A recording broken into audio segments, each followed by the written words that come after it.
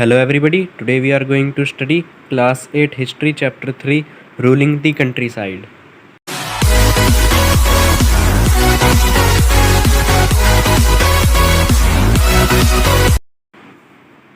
पहला टॉपिक है हमारा इंट्रोडक्शन। इसमें हम ट्रांजिशन देखेंगे ईस्ट इंडिया कंपनी का ट्रेडर्स से रूलर्स बनने तक का। ईस्ट इंडिया कंपनी इंडिया 1600 में ट्रेड करने आई थी, लेकिन 18th सेंचुरी तक आते आते उन्होंने टेरिटरीज एक्वायर करनी चालू कर दी थी। बैटल ऑफ प्लासी और बैटल ऑफ बक्सर जीतने के बाद कंपनी ने एडमिनिस्ट्रेटिव और रेवेन्यू फंक्शंस पे अपना कंट्रोल गेन करना चालू कर दिया था। आगे हम देखेंगे एग्रीकल्चर की इम्पोर्टेंस इंडिया में। 80 से 90% की इंडिया की जो पॉपुलेशन थी वो रूरल एरियाज़ में रहती थी और एग्रीकल्चर पे उनका लाइवलीहुड डिपेंड रहता था। एग्रीकल्चर सिर्फ लाइवलीहुड के लिए नहीं, बस primary source of state revenue भी था, जिससे सरकार पैसे कमाती थी। ट्रेडिशनल एग्रीकल्चर सिस्टम बहुत ही डाइवर्स थे और मेथड जो थे वो लोकल इन्वायरमेंटल कंडीशन में सूट करते थे। ब्रिटिशर्स एम कर रहे थे कि वो इंडिया का एग्रीकल्चर चेंज करे और अपने इकोनॉमिक इंटरेस्ट में सूट कर दे। सेकंड पॉइंट है हमारा द कंपनी बिकम्स द दीवान। दीवान का मतलब रेवेन्यू कलेक्टर होता है।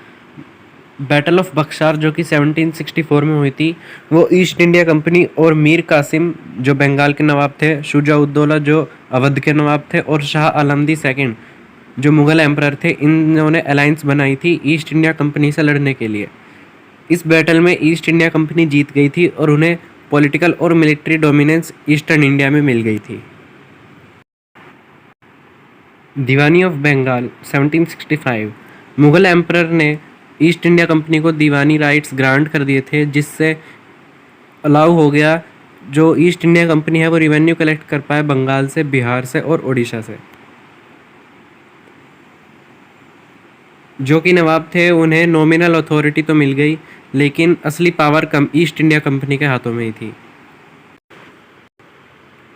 Challenges in revenue collection. The company had no experience in revenue administration.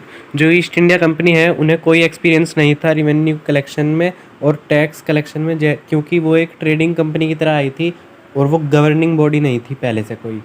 जो एग्जिस्टिंग ज़मींदार थे जो कि मुग़ल एम्परर्स के अंडर थे, उन्हें ईस्ट इंडिया कंपनी ने टैक्स कलेक्ट करने के लिए लिया, लेकिन उन्होंने ब्रिटिश कंट्रोल को मिसयूज़ करा या फिर उनकी बात नहीं मानी। डुअल सिस्टम की वजह से एडमिनिस्ट्रेटिव कन्फ्यूजन हुआ, जिसमें नवाब्स को सिविल एडमिनिस्ट्रेशन हैंडल करने दिया गया और जो ईस्ट इंडिया कंपनी थी उसने फाइनेंस हैंडल करा। जो ब्रिटिशर्स रिवेन्यू कलेक्ट करते थे वो ब्रिटेन भेज दिया जाता था, जिससे कि इंडिया में इकोनॉमिक ड्रेन हो गई। Little of the revenue was री इन्वेस्टेड इन इंडियन एग्रीकल्चर और रूरल इंफ्रास्ट्रक्चर। थोड़ा बहुत जो कि रिवेन्यू था वो इंडियन एग्रीकल्चर और रूरल इंफ्रास्ट्रक्चर में स्पेंड किया।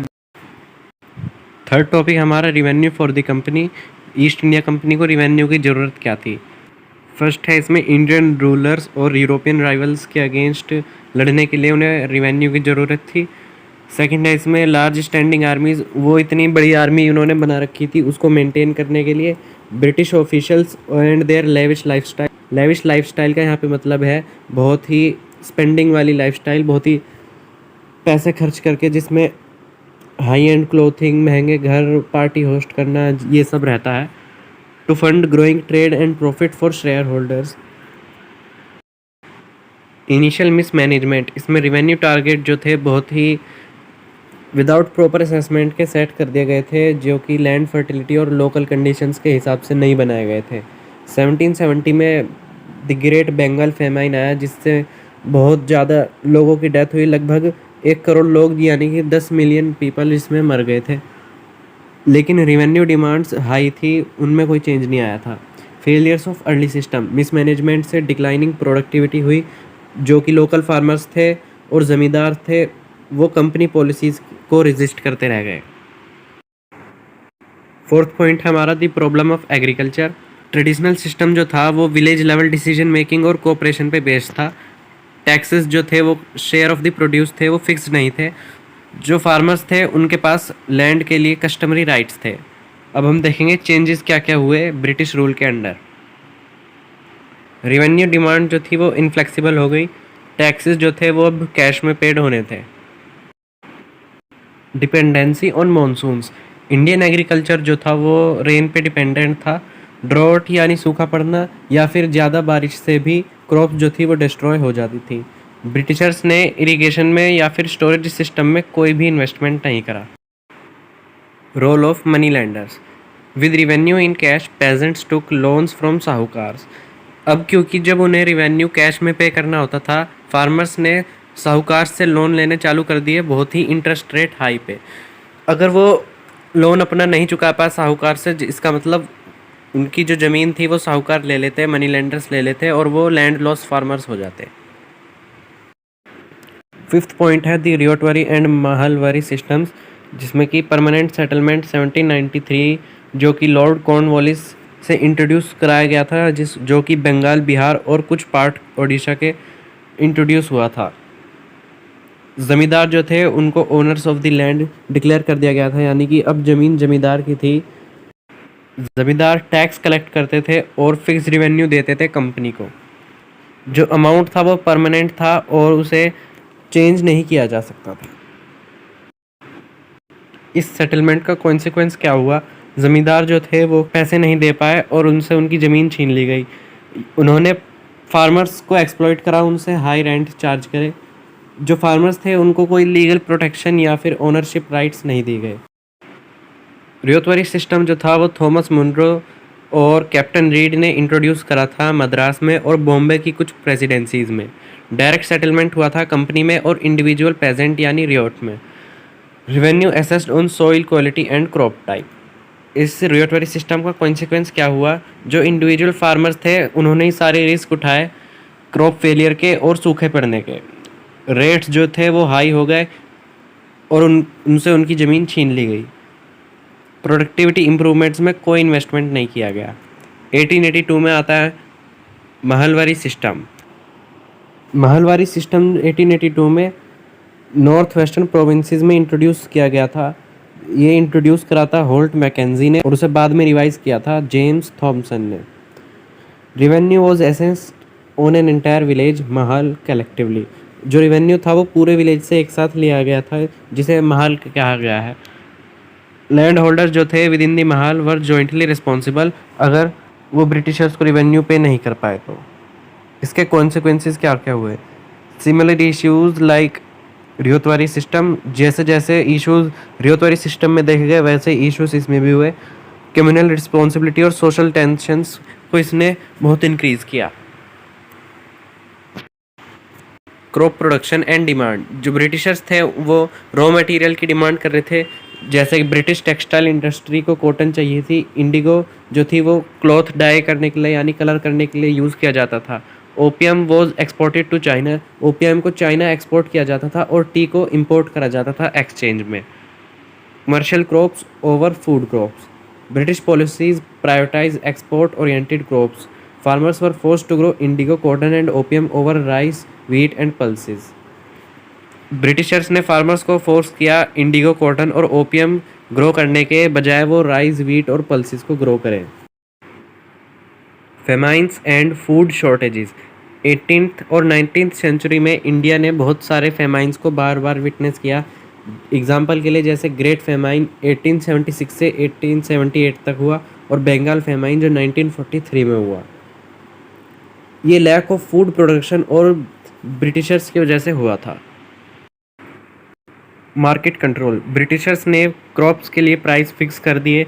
इंडियन फार्मर्स के पास कोई भी बार्गेनिंग पावर नहीं थी, वो क्रॉप्स के प्राइस बढ़ा या कम नहीं कर सकते थे। Private trade was restricted to benefit company interests, private trade जो थी उसे रोक दिया गया ताकि कंपनी को फ़ायदा मिल सके। The blue rebellion and after, Indigo demand, European demand for blue die was high. Europeans की जो डिमांड थी ब्लू डाई के लिए वो बहुत ज़्यादा हाई थी। Natural Indigo from India was highly prized before synthetic dies were developed. जो नेचुरल इंडिगो थी इंडिया से वो बहुत ज़्यादा पैसे में थी सिंथेटिक्स डाइज के डेवलप होने से पहले। Nij and ryoti system, nij cultivation, planters grew indigo on their own estates using hired labour. Planters जो थे उन्होंने इंडिगो अपने खुद के एस्टेट पे उगाया लेबर हायर करके, ryoti cultivation. Peasants cultivated indigo on their land for planters. वो प्लांटर्स के लिए अपने लैंड पे फार्मर्स इंडिगो कल्टीवेट करते थे, जो कि उन्हें लोन देते थे, जिन्हें दादिन भी कहते हैं। Exploitation in ryoti system, advances trapped farmers, soil was exhausted after indigo cultivation reduced land for food crops, prices paid were extremely low। जो कि पैसे दिए गए थे फार्मर्स को वो बहुत ही कम थे, कल्टीवेशन जो थी उससे लैंड और फूड क्रॉप कम हो गई थी, जो सॉइल थी वो बहुत ही बेकार हो जाती थी इंडिगो कल्टीवेशन के बाद। द ब्लू रेबेलियन 1859, जो बंगाल के फार्मर्स थे उन्होंने रिवोल्ट कर दी, उन्होंने इंडिगो ग्रो करने से मना कर दिया और फैक्ट्रीज पे अटैक कर दिया। फार्मर्स को सपोर्ट कर रहे थे ज़मींदार, मनी लैंडर और local leaders. British officers like Ashley Hayden were shocked by the scale of unrest. British officers जैसे कि एशली हेडन जो थे वो शॉक हो गए थे कि कितना बड़ा इन्होंने प्रोटेस्ट कर दिया है। इसका इम्पैक्ट क्या हुआ? इंडिगो कमीशन 1860 सेटअप करी गई इन्वेस्टिगेट करने के लिए।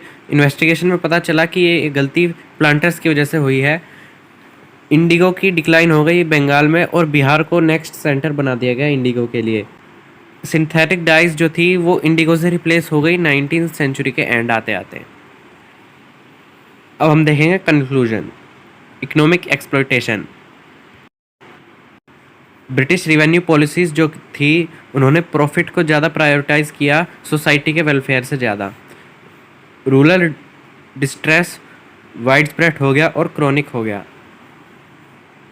Agrarian changes, traditional land rights were eroded, farmers had little security and land became a commodity. इसके सोशल इफेक्ट्स क्या हुए? Rise of rural indebtedness, emergence of a class of absentee landlords, repeated famines and poor living standards. जो कि famines थे वो बहुत repeat होने लग गए और लिविंग स्टैंडर्ड्स लोगों के बहुत पुअर होते चले गए। Resistance movements, blue rebellion was precursor to larger rural revolts, showed that peasants could organize and resist colonial rule। Blue rebellion से ब्रिटिशर्स को पता चल गया कि जो फार्मर्स हैं वो ऑर्गेनाइज कर सकते हैं, इससे भी बड़ा रिवोल्ट जो कि फ्यूचर में आगे हो सकता है। यहाँ पे आप की डेफिनेशंस देख सकते हैं जो मेन टर्म्स यूज हुए हैं इस चैप्टर में।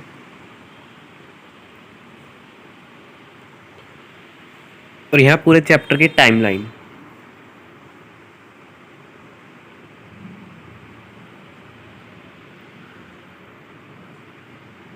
Thanks for watching.